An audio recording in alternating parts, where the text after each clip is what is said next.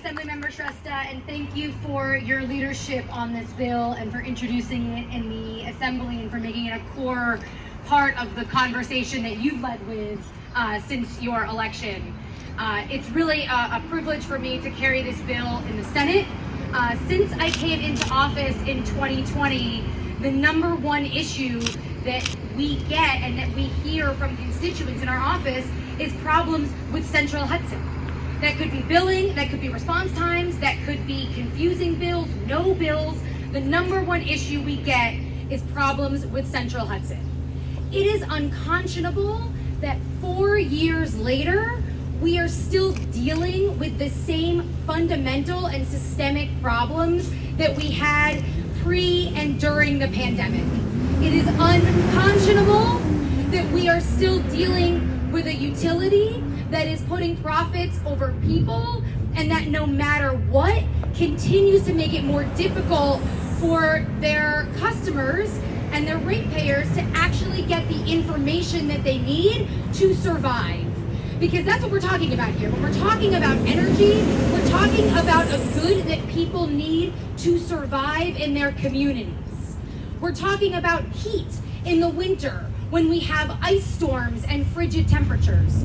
We're talking about air conditioning or powers for a fan when we have sweltering conditions. We're talking about reliability and safety for people all across the Hudson Valley. And as we see increases in extreme weather events, in temperatures, it is more important than ever that we have a utility that is not just reliable, but is serving the people that it is there to support. Central Hudson and our utilities are there to provide a service to the rest of us. When they are not providing that service, let alone in a reliable way, it is time that government and we, the community, stand up and do something about that, to make sure that people can actually believe that the service that they pay for and that they need is going to be delivered to them.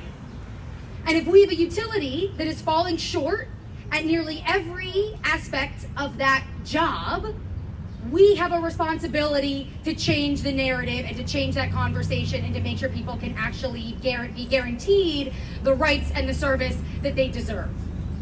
Since I've been in office, we have had 3 CEOs at Central Hudson. In 4 years, we have had 3 CEOs at Central Hudson.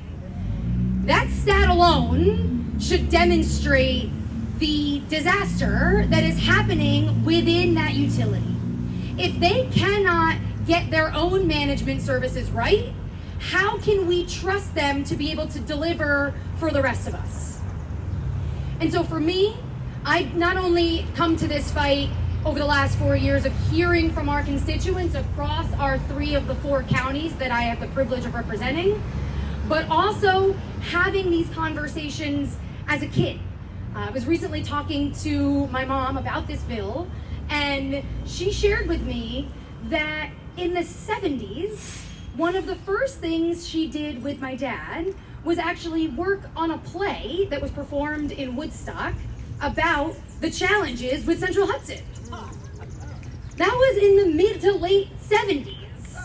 We're trying to get the flyers, and if anyone knows of any video out there in the press, please send that over to us. We're looking for it, PSA. But that's what we've been dealing with for decades. So this is not just a 4-year billing debacle, which we may hear from the utility itself. This is not just a problem over the last 4 years and an extreme step forward based on a couple of years of issues.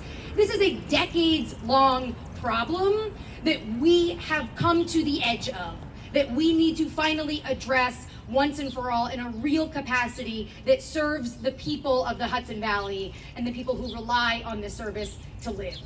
And so I'm incredibly proud to sponsor this bill in the Senate.